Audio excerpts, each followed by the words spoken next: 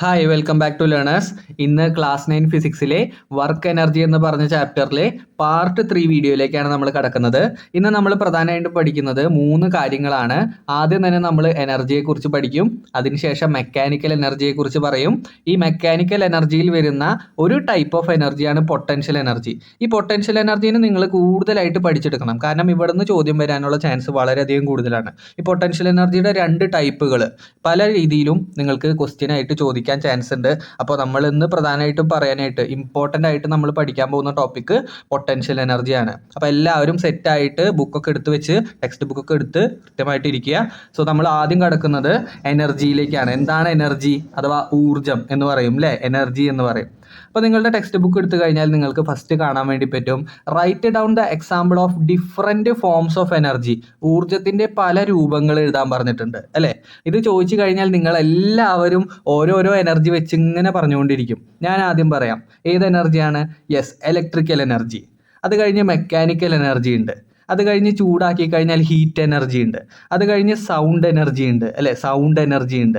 ഇങ്ങനെ ഓരോരോ എനർജികൾ നിങ്ങളെടുത്ത് ചോദിച്ചു കഴിഞ്ഞാൽ നിങ്ങൾ ഓരോരോ എനർജി പറയും. ഇനി വേറൊരു കുട്ടിയുടെ അടുത്ത് ചോദിച്ചു, അപ്പോൾ അവൻ പറഞ്ഞു കെമിക്കൽ എനർജി ഉണ്ടെന്ന് അല്ലേ. അപ്പോൾ നിങ്ങൾക്കറിയാം, ഈ ഒരു ലോകത്ത് നോക്കിക്കഴിഞ്ഞാൽ ഡിഫറെൻറ്റ് ടൈപ്സ് ഓഫ് എനർജി ഉണ്ട്, അല്ലെങ്കിൽ ഡിഫറെൻറ്റ് ഫോംസ് ഓഫ് എനർജി ഉണ്ട്. അപ്പോൾ നിങ്ങളുടെ അടുത്ത് പരീക്ഷയ്ക്ക് ചോദിക്കുകയാണ്, what are the different forms of energy എന്ന് ചോദിച്ചു കഴിഞ്ഞാൽ നിങ്ങൾ ഈ പറഞ്ഞ ഫോമുകളൊക്കെയാണ് എഴുതി വെക്കുന്നത്. Electrical energy, mechanical energy, heat energy, sound energy, chemical energy, wind energy എന്നൊക്കെ പറഞ്ഞ് നിങ്ങൾക്ക് എഴുതാൻ വേണ്ടി പറ്റും. അതവിടെ നിൽക്കട്ടെ. നമ്മൾ ഇന്ന് പഠിക്കുന്നത് എന്താണ് എനർജി. ഒരു കുഞ്ഞൻ സ്റ്റേറ്റ്മെൻ്റ് ആണ് എനർജിയെ കുറിച്ച് കൊടുത്തിരിക്കുന്നത്. Energy is the ability to do work. എന്താ എനർജി എന്ന് പറഞ്ഞു കഴിഞ്ഞാൽ ഇറ്റ് ഈസ് ദ എബിലിറ്റി. എന്തിനുള്ള കഴിവാണ്? എന്തിനുള്ള കഴിവാണ്? യെസ്, വർക്ക് ചെയ്യാനുള്ള എബിലിറ്റി. എന്താ പറയുക? Energy is the ability to do work. Work ചെയ്യാനുള്ളൊരു കഴിവ് അല്ലെങ്കിൽ എബിലിറ്റി, അതിനെയാണ് എന്ത് പറയുക? എനർജി എന്ന് പറയുക. ഈ എനർജിയുടെ ഒരു യൂണിറ്റ് ഉണ്ട് മക്കളെ, അത് പഠിച്ചു വെക്കണം. എനർജിയുടെ യൂണിറ്റ് ജൂളാണ്. എന്താണ് യൂണിറ്റ്? ജൂള്. അപ്പം നിങ്ങൾ പഠിച്ചു വെക്കുക എനർജിയുടെ യൂണിറ്റ് എന്താണ്? ജൂളാണ്. അപ്പോൾ നിങ്ങൾ ചോദിക്കും, കഴിഞ്ഞ വീഡിയോയിൽ കണ്ട വർക്കിൻ്റെ യൂണിറ്റും ജൂള് തന്നെയല്ലേ എന്ന്. യെസ്, അതെ, വർക്കിൻ്റെ യൂണിറ്റും എനർജിയുടെ യൂണിറ്റും ഒന്ന് തന്നെയാണ്. വർക്കിൻ്റെ യൂണിറ്റ് എനർജിയുടെ യൂണിറ്റ് എന്ത് തന്നെയാണ്? യെസ്, ജൂള് തന്നെയാണ്. ഈ ഒരു പ്രത്യേകത നിങ്ങൾ ഉറപ്പായിട്ടും പഠിച്ചു വെക്കണം. വർക്കിൻ്റെയും എനർജിയുടെയും യൂണിറ്റ് എന്ത് തന്നെയാണ്? യെസ്, ജൂളാണ്. ഇനി മക്കളെ, നിങ്ങൾ ടെക്സ്റ്റ് ബുക്കിലേക്ക് നോക്കിക്കഴിഞ്ഞാൽ നിങ്ങൾക്ക് ചെറിയൊരു കൺവേർഷൻ കാണാൻ വേണ്ടി പറ്റും. ഒരു കാലറി ഈക്വൽ ടു 4.2 ജൂൾ എന്ന് കൊടുത്തിട്ടുണ്ട് അല്ലേ. ഒരു കാലറി എന്ന് പറഞ്ഞു കഴിഞ്ഞാൽ 4.2 ജൂളാണ്. എന്താണ് കാലറി എന്ന് പറഞ്ഞു കഴിഞ്ഞാൽ? കാലറി എന്ന് പറഞ്ഞാൽ ഒന്നുമില്ല, ജൂളിന് പകരം എനർജിയുടെ മറ്റൊരു യൂണിറ്റാണ് എന്ത്? കാലറി. എനർജിയുടെ തന്നെ മറ്റൊരു യൂണിറ്റാണ് കാലറി. അപ്പോൾ ഒരു കാലറി എന്ന് പറഞ്ഞു കഴിഞ്ഞാൽ 4.2 ജൂളാണെന്നുള്ളത് നിങ്ങൾ ഉറപ്പായിട്ടും പഠിച്ചു വെക്കണം. This is very important. ഒരു കാലറി എന്ന് പറഞ്ഞു കഴിഞ്ഞാൽ 4.2 ജൂളാണ്. അതായത് 4.2 ജൂള്. ഒരു കാലറി എന്ന് പറഞ്ഞു കഴിഞ്ഞാൽ 4.2 ജൂളാണ്. ഉറപ്പായിട്ടും പഠിച്ചു വെക്കണം കേട്ടോ. ഇനി നിങ്ങളുടെ അടുത്ത് ക്വസ്റ്റ്യൻ ചോദിക്കാൻ പോകുന്നത് എങ്ങനെയായിരിക്കും? അങ്ങനെയാണെങ്കിൽ 10 കാലറിയെ നിങ്ങൾ ജൂളിലേക്ക് മാറ്റാൻ വേണ്ടി പറയും. അപ്പം നിങ്ങൾക്കറിയാം, ഒരു കാലറി എന്ന് പറഞ്ഞു കഴിഞ്ഞാൽ 4.2 ജൂളാണ്. ഇനി 10 കാലറി എന്ന് പറഞ്ഞു കഴിഞ്ഞാൽ എന്താണ് ചെയ്യേണ്ടത്? യെസ്, 4.2 ഇൻറ്റു 10 ചെയ്യണം. അതായത് കാലറിയെ ജൂളിലേക്ക് മാറ്റാനായിട്ട് നിങ്ങൾ ഇൻറ്റു ചെയ്യണം. എന്തുകൊണ്ട്? 4.2 കൊണ്ട് ഇൻറ്റു ചെയ്യണം. മനസ്സിലാക്കുക മക്കളെ, ഇത് മനസ്സിലാക്കിയെടുക്കണം. കലോറിയെ എന്തിലേക്ക് മാറ്റണം എന്നുണ്ടെങ്കിൽ, കലോറിയെ എന്തിലേക്ക്? ജൂളിലേക്ക് മാറ്റണം എന്നുണ്ടെങ്കിൽ you have to multiply using what? Multiply using 4.2. എന്തുകൊണ്ട് മൾട്ടിപ്ലൈ ചെയ്യണം? 4.2 കൊണ്ട് മൾട്ടിപ്ലൈ ചെയ്യണം. This is the very important സംഭവം. നിങ്ങൾ ഉറപ്പായിട്ടും പഠിച്ചു വയ്ക്കണം. കലോറിയെ ജൂളിലേക്ക് മാറ്റണം എന്നുണ്ടെങ്കിൽ you have to multiply with 4.2. 4.2 കൊണ്ട് നിങ്ങൾ മൾട്ടിപ്ലൈ ചെയ്യണം. ഓക്കെ. ഇനി നേരെ തിരിച്ചാണെങ്കിലോ, അതായത് ജൂളിനെ കലോറിയിലേക്ക് മാറ്റാനാണെങ്കിൽ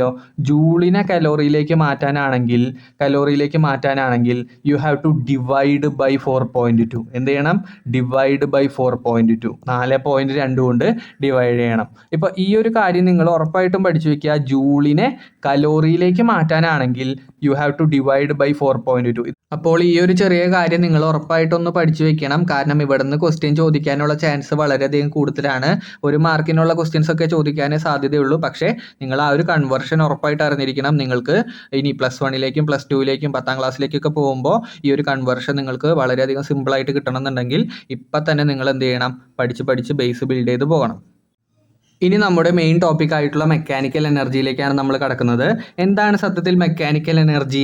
mechanical energy is the energy that object acquire by virtue of their motion, position or configuration.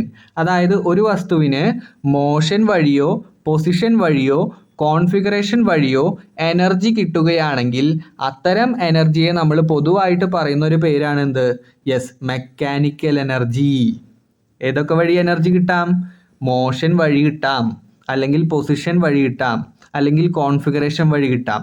ഇങ്ങനെ 3 രീതിയിൽ ഒരു വസ്തുവിന് എനർജി കിട്ടുകയാണെങ്കിൽ അതിനെ മെക്കാനിക്കൽ എനർജി എന്ന് പറയാൻ വേണ്ടി പറ്റും. ഏതൊക്കെ വഴിയാണ് നമുക്ക് എനർജി കിട്ടുന്നത് ഒരു വസ്തുവിന്? യെസ്, മോഷൻ വഴി കിട്ടാം, പൊസിഷൻ വഴി കിട്ടാം, കോൺഫിഗറേഷൻ വഴി കിട്ടാം. ഇങ്ങനെ 3 രീതിയിൽ എനർജി കിട്ടുകയാണെങ്കിൽ ആ വസ്തുവിൽ എന്തുണ്ടെന്ന് പറയാൻ പറ്റും? മെക്കാനിക്കൽ എനർജി ഉണ്ടെന്ന് പറയാൻ പറ്റും. ഓക്കെ, ഈ പറഞ്ഞ മെക്കാനിക്കൽ എനർജിയുടെ 2 ടൈപ്പുകളാണ് നമുക്ക് പ്രധാനമായിട്ട് പഠിക്കാനുള്ളത്. ഇവിടെ നിന്നാണ് 99% ക്വസ്റ്റ്യൻസും ചോദിക്കുന്നത്. ഈ പറഞ്ഞ 2 ടൈപ്പ് മെക്കാനിക്കൽ എനർജിയിൽ നിന്ന്. ഏതാണ്? യെസ്, 2 ടൈപ്പ് മെക്കാനിക്കൽ എനർജി എന്ന് പറഞ്ഞു കഴിഞ്ഞാൽ first one is potential energy and second one is kinetic energy. അപ്പോൾ മക്കളെ നിങ്ങൾ മനസ്സിലാക്കണം, മെക്കാനിക്കൽ എനർജി എന്ന് പറഞ്ഞു കഴിഞ്ഞാൽ 2 രീതിയിലുണ്ട്. ആദ്യത്തേത് പൊട്ടൻഷ്യൽ എനർജി, രണ്ടാമത്തേത് കൈനറ്റിക് എനർജി. ഒന്ന് പറഞ്ഞേടാ ഇവിടെ ഇരുന്നിട്ട്.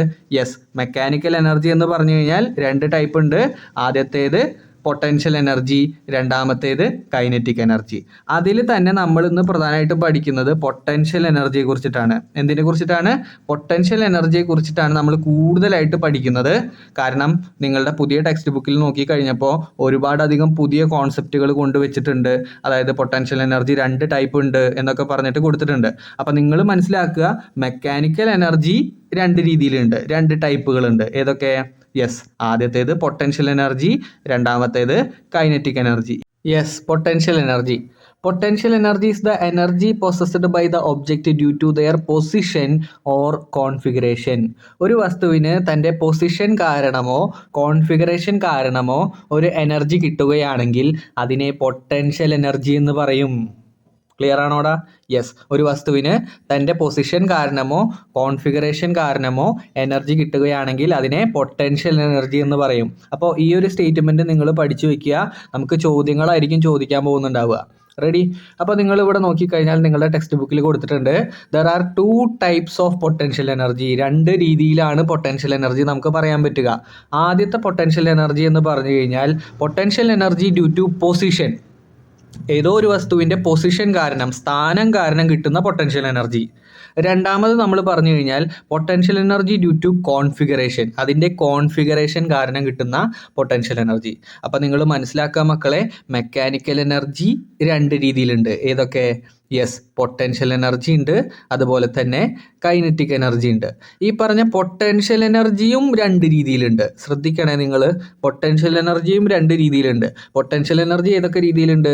യെസ്, ഒന്ന് പൊസിഷനെ അടിസ്ഥാനപ്പെടുത്തിയിട്ടുണ്ട്, അല്ലെ, സ്ഥാനത്തിനെ അടിസ്ഥാനപ്പെടുത്തിയിട്ടുണ്ട്.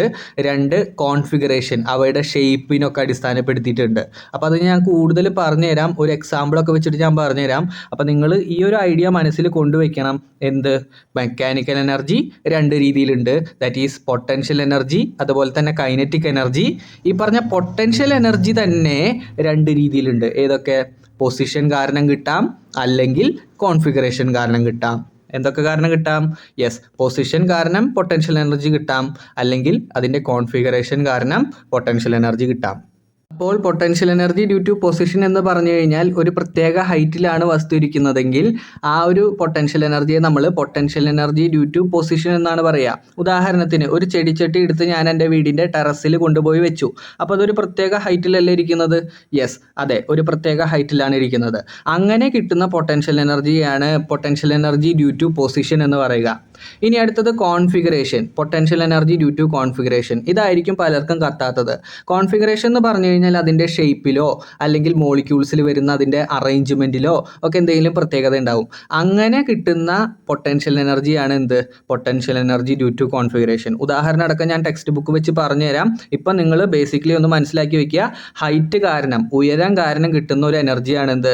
Yes, potential energy due to പൊസിഷനും. ഇനി അതിൻ്റെ എന്തെങ്കിലും ഒരു മെറ്റീരിയൽ പ്രോപ്പർട്ടി കാരണം കിട്ടുന്നതാണ് പൊട്ടൻഷ്യൽ എനർജി ഡ്യൂ ടു കോൺഫിഗറേഷനും. ഇനി മക്കളെ, നിങ്ങളുടെ ടെക്സ്റ്റ് ബുക്കിൽ പൊട്ടൻഷ്യൽ എനർജിയുടെ കുറച്ച് എക്സാമ്പിൾസ് കൊടുത്തിട്ടുണ്ട്. അതിൽ നിങ്ങൾ പറയണം potential energy due to position ആണോ potential energy due to configuration ആണോ എന്നുള്ളത് നിങ്ങൾ പറയണം.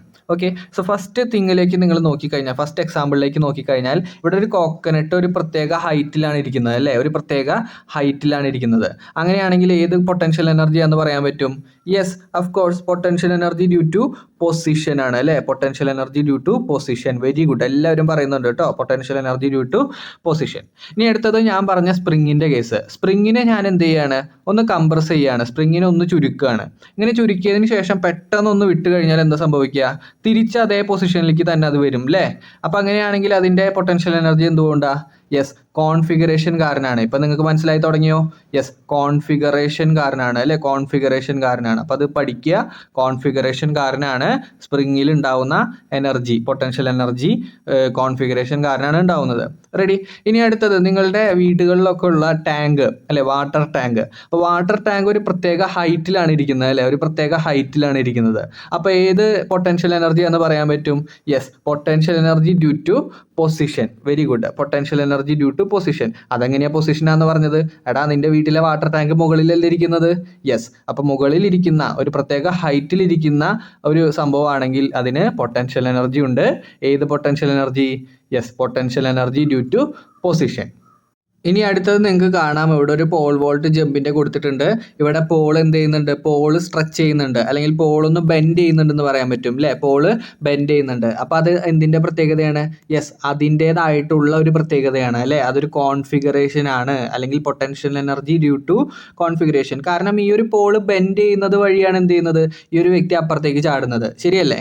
അപ്പോൾ അങ്ങനെ ചാടുന്നത് ആ ഒരു പോള് ബെൻഡ് ചെയ്യുന്നത് കൊണ്ടാണ്. അപ്പോൾ പോളിന് ബെൻഡിങ് ഉണ്ടെന്ന് പറഞ്ഞു കഴിഞ്ഞാൽ അത് പോളിൻ്റെ തന്നെ പ്രത്യേകതയാണ് അല്ലേ? പോളിൻ്റെ തന്നെ പ്രത്യേകതയാണ്. അതുകൊണ്ട് അത് configuration, potential energy due to configuration എന്ന് നമുക്ക് വളരെ സിമ്പിളായിട്ട് പറയാൻ വേണ്ടി പറ്റും. അപ്പോൾ നിങ്ങൾ ഉറപ്പായിട്ടും പഠിച്ചു വയ്ക്കുക, potential energy due to position ഉണ്ട്, അതുപോലെ തന്നെ potential energy due to configuration ഉണ്ട്. അതിൻ്റെ എക്സാമ്പിൾസ് ആണ് ഇപ്പോൾ നമ്മൾ പറഞ്ഞു തന്നത്. അത് കൃത്യമായിട്ട് നിങ്ങൾ പഠിക്കുക. പല കുട്ടികളും ചോദിക്കുന്നുണ്ട്, potential energy due to configuration മനസ്സിലാവുന്നില്ല, അല്ലെങ്കിൽ കോൺഫിഗറേഷൻ എന്നൊരു വാക്ക് മാറ്റാൻ പറ്റുമോ എന്നൊക്കെ ചോദിക്കുന്നുണ്ട്. സോ അങ്ങനെ ഒന്നും നിങ്ങൾ ചിന്തിക്കരുത്.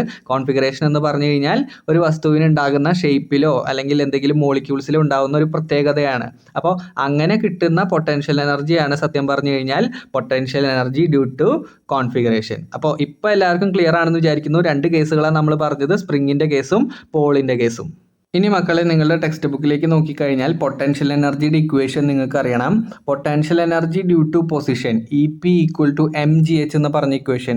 This is very important. പല വർഷങ്ങളിലായിട്ട് ഈ ഇക്വേഷൻ ബേസ് ചെയ്തിട്ടുള്ള ക്വസ്റ്റ്യൻസ് ചോദിക്കാറുണ്ട്. ഈ വർഷവും ക്രിസ്മസ് എക്സാമിന് നിങ്ങൾക്ക് ഉറപ്പായിട്ടും ഒരു ചോദ്യം ഈ പൊട്ടൻഷ്യൽ എനർജിയിൽ നിന്ന് ഉണ്ടായിരിക്കും. ഓക്കെ, അപ്പോൾ പൊട്ടൻഷ്യൽ എനർജിയുടെ ഇക്വേഷൻ എന്ന് പറഞ്ഞു കഴിഞ്ഞാൽ mgh ആണ്. നമ്മൾ already work done against gravity പഠിച്ചു കഴിഞ്ഞതാണ് അല്ലേ, കഴിഞ്ഞ വീഡിയോയിൽ. അപ്പോൾ പൊട്ടൻഷ്യൽ എനർജിയുടെ ഇക്വേഷൻ ഇത് തന്നെയാണ്, mgh. എന്താണ് ഇക്വേഷൻ? mgh. ഈ ഇക്വേഷൻ എവിടെയാണ് ഉപയോഗിക്കേണ്ടത്? അതായത് ഒരു വസ്തുവിനെ ഞാൻ എന്ത് ചെയ്യുകയാണ്? ഒരു പ്രത്യേക ഹൈറ്റിൽ നിർത്തുകയാണെന്ന് പറയാണ്. ഉദാഹരണത്തിന് നിങ്ങളെ ഞാൻ കൊണ്ടുപോയിട്ട് ഒരു 20 മീറ്റർ ഹൈറ്റിൽ നിർത്തുക എന്ന് പറയാണ്. അപ്പോൾ നിങ്ങൾക്കൊരു പൊട്ടൻഷ്യൽ എനർജി ഉണ്ട്. കാരണം നിങ്ങളൊരു പ്രത്യേക ഹൈറ്റിലാണ് നിൽക്കുന്നത്, ഒരു പ്രത്യേക ഉയരത്തിലാണ് നിൽക്കുന്നത് അല്ലേ? 20 മീറ്റർ ഉയരത്തിലാണ് നിൽക്കുന്നത്. അതുകൊണ്ട് നിങ്ങൾക്ക് അവിടെ ഒരു പൊട്ടൻഷ്യൽ എനർജി ഉണ്ടെന്ന് പറയാൻ പറ്റും. അപ്പോൾ ഗ്രൗണ്ട് ലെവലിനേക്കാൾ ഏതൊരു ഹൈറ്റിലിരിക്കുന്ന ഒരു വസ്തുവിനും പൊട്ടൻഷ്യൽ എനർജി ഉണ്ട്.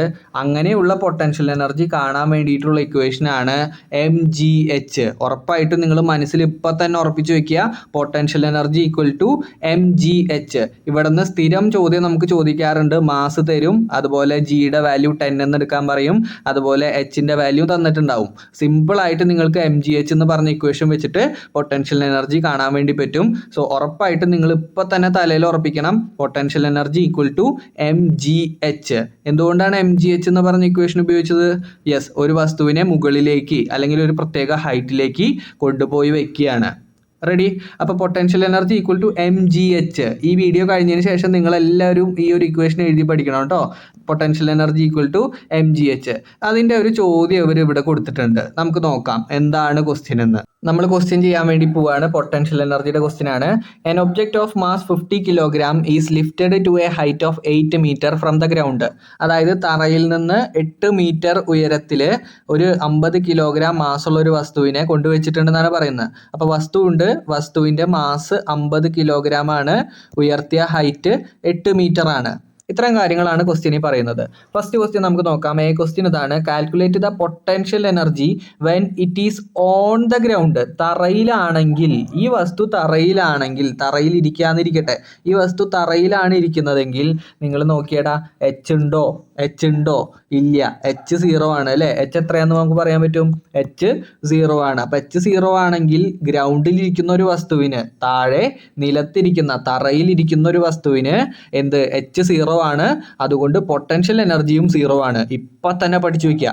നിങ്ങൾ തറയിൽ ഇരിക്കുകയാണെങ്കിൽ, ഏതെങ്കിലും ഒരു വസ്തു തറയിലാണ് കിടക്കുന്നതെങ്കിൽ, താഴ്ഭാഗത്താണ് കിടക്കുന്നതെങ്കിൽ, ഗ്രൗണ്ടിലാണ് കിടക്കുന്നതെങ്കിൽ, അവിടെ പൊട്ടൻഷ്യൽ എനർജി എപ്പോഴും എന്തായിരിക്കും?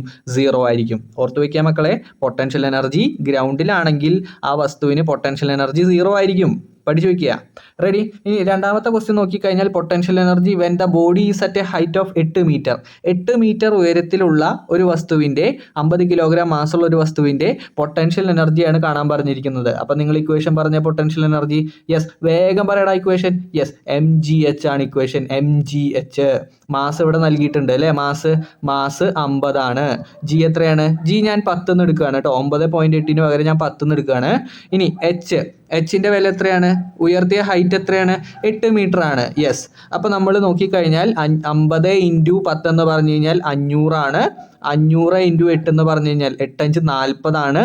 40 കഴിഞ്ഞിട്ട് 2 0 അല്ലേ? 4000 ജൂളിൽ നിന്ന് കിട്ടും. അപ്പോൾ നമുക്ക് എന്ത് ആൻസർ കിട്ടോടാ?